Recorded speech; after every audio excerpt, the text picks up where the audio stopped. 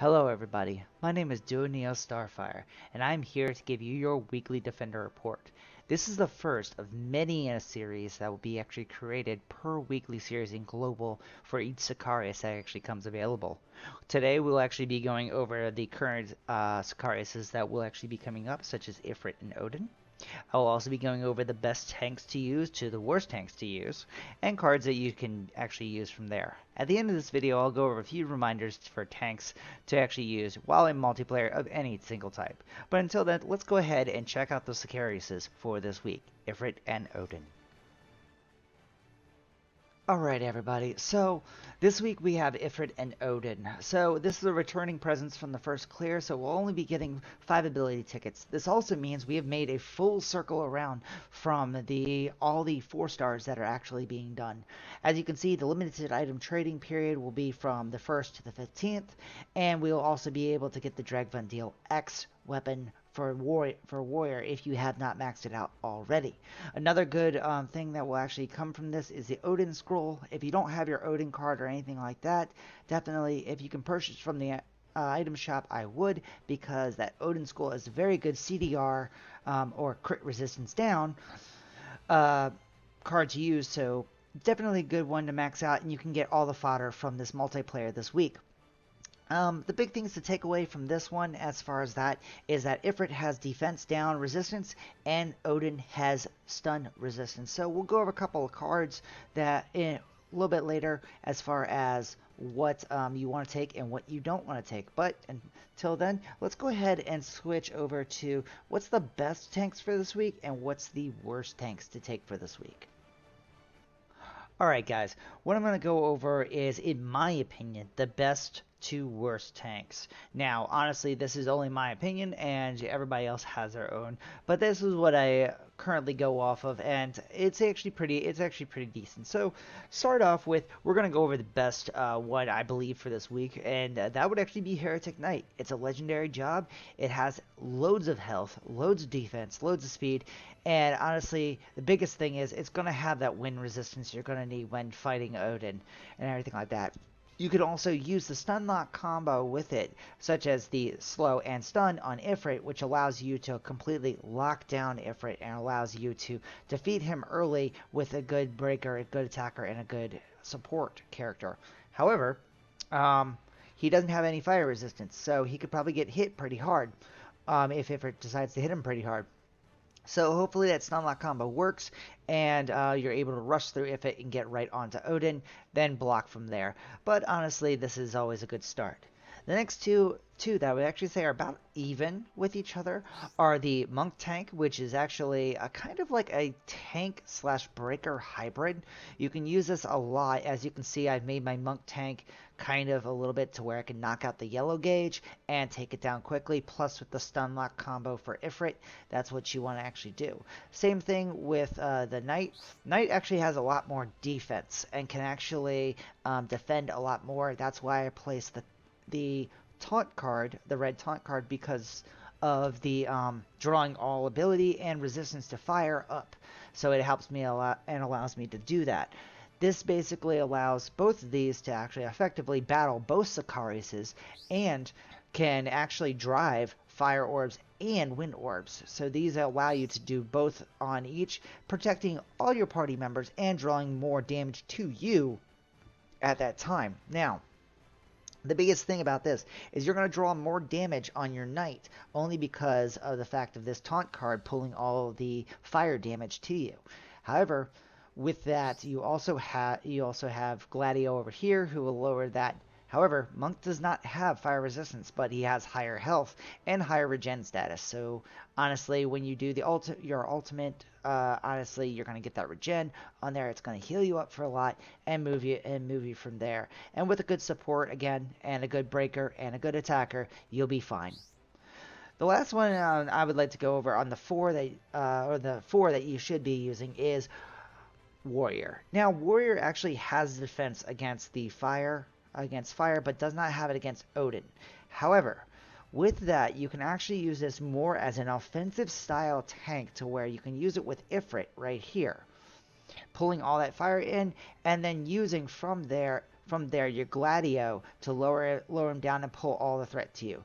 The only problem with this is, at this point, you kind of bring yourself a lot of extra damage that you do have resistance to wind, but you're going to be having more damage come at you than you actually need.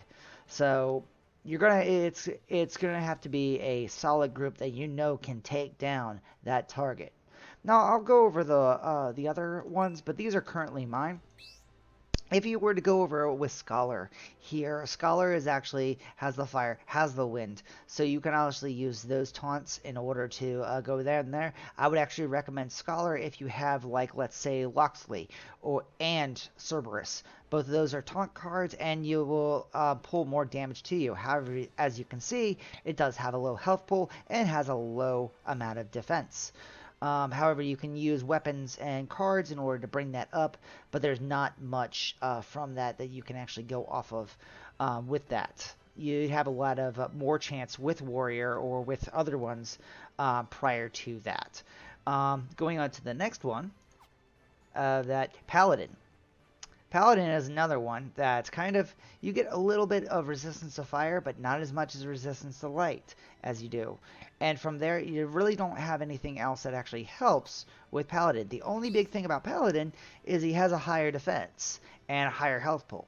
But you really don't have anything else besides fire that you can block against. So when you get to Odin, if Odin is not able to be locked down, you kind of left your party completely open. So that's why at this point I recommend having the other ones available. So I would say for this week, your top 3 that you could be using for this combination would be Heretic Knight, Knight, and Monk. Warrior, Scholar, and Paladin, I would actually put on the back burner just for this week, and then move on from there. Now, I'm going to go over a few of cards that you can add for this week, but honestly, these three are actually very well set, and the fact that you can actually switch from having a dark element to a fire element on your Heretic Knight even makes it better, because you can actually switch up and actually grab that fire resistance that you need for that one. But I'll go over that with the cards here in a little bit. Alright guys, we are back, and we're going to be going over a few of the cards that you should actually be picking up as far as this week, and how they actually affect the actual bosses themselves. So the first card I'm actually going to go over is Cerberus. This is, I only have pulled it out from the 5-star card. If you even grab a lower star card than this, you'll still be fine. The good thing is the resistance of fire is up to 25%, so that is really good. And the fact that you can actually draw life orbs, that actually makes it extremely good on tanks, because of the fact of the life draw, you're able to life drive those orbs. Now, if you're able to get also the abilities of the second cooldowns and whatnot, as far as removing boons, quick casting, and everything else like that, it makes it way even better for you. This is actually one I love seeing. Drive Ignition, automatically the next elemental drive affects 3 more orbs than you actually have. So let's just say you have 3 orbs and your guys are all low on health, and you hit them with the taunt and everything to get that up. You drive the health orbs. It's not just 3, it's now 6. And that's actually a really good card to have. Also, any other taunt card that's at level 5 would actually be good. So Loxley would actually be a really good one. Loxley and Cerberus are probably going to be your best friends this week as far as taunt cards, as far as taunt cards go. And I mean, if you have Gladio from the Final Fantasy 15 one, that's great, but you don't need to have Gladio in order to actually make it good. Even though this does an AoE taunt, forces all of them to attack you, and lowers their curse, you do not need to have this. Again, do not need to have that. Just make sure that you do have a taunt card in order to be a proper defender for the rest of your team. Now, moving on to some of the other abilities, what I recommend is always having either 1 CDR or 1 break defense down in order to actually do this. What this does is, as you can see, even with a level 5, with low the no things with on it or anything like that, even at level 1, the break power is a lot higher. This will actually damage the yellow gauge down even more, allowing for your breaker to have an easier time at getting down that break gauge.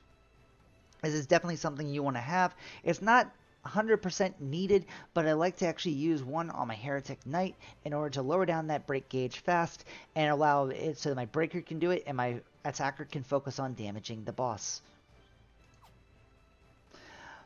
From there, you basically want to make sure you have a lot of debuff cards that will actually be used. So first off, we're going to go with Zodiark. Zodiark is actually a weakened one. So let's say you have your I like to say, what is it? Let's just say you have a occultist on your team. So he's got water, he's got earth. Using Zodiark will automatically lower their resistance to those elemental elements and everything like that. So they're going to be dealing more water damage, more earth damage, and whatnot, and they'll go down quick. But that's a reason why I would actually have Zodiark on me at this present time. Another one, even though it says he's defense down is actually a resistance to Ifrit, you could actually take Flora and actually nullify his defenses for several turns because it doesn't affect that one. So by doing this, you actually make it a little bit easier for you to actually have a little bit more damage done to Ifrit at the first bit of time. And this also works on Odin, so this might actually be a good card to take for both Odin and Ifrit. Moving on to the next one, some people like to take Lilith. Lilith is a good bio that can be used. Bio does poisons the target for several turns and actually takes a nice little chunk of their health. So a lot of the times when the higher ones, you'll see Lilith actually doing a lot of damage. I currently wouldn't recommend it for tanks. I'd really recommend it for like maybe say an attacker. But honestly, Lilith can be very effective if used in the right way. But right now, I wouldn't worry about taking Lilith as far as that goes. Moving on to the next one. Let's see. Oh, perfect. Yasha. So the slow. Honestly, make sure every single time that you have a tank, if it has an earth ability on it, which most of them do, always take Yasha. Yasha will lower the number of actions that it has for several turns. So, most of the time with multiplayer Sicariuses, they only have a minimum to 2 to 3 attacks. With those 2 to 3 attacks, you actually can Yasha lowers them down to only having 1 action per turn. And that makes it a lot easier because most of the time when they do their only 1 action, it's only to the tank because you have it taunted. So this makes it a lot easier in order to mitigate a lot of the other damage that could actually be going out with the AoE blast that usually comes on the 2nd or 3rd attack. So this is actually a really good card to have. I always recommend it, putting it on every tank for every week, and I'll make sure that each video has that. But definitely Yasha is one that you want to have. Try to max it out. Just gives you more and more stuff. From there, if we go down to here, we also have Nekomata. Nekomata, honestly, is a stun. Now, Odin does have resistance to stun. However, what you want this on your character for is for a stun lock of Ifrit. I was just talking about Yasha's slow ability, and that right there allows you to do it for 1 turn. Stun only prevents an action for a turn. So, each time it's prevented, you actually have Yasha. So, it only allows 1 turn, and only 1 stun of the ability gets used. So from there, you have 1 and 1, and it goes down. So you honestly can stun like a target for 3 to 4 turns, making it very simple for you to actually do for the next ability. And moving on, honestly, there's other cards that actually will have CDRs. Honestly, Akaton Share would be good. Like I said, Ifrit does have the thing for lower target defense for several turns. However, you could probably use this on Odin, so that would be another good one to pick up. But you don't really have to have this one for this week, because there'll be a bunch of other cards that you could probably pull in order to have it more effectively.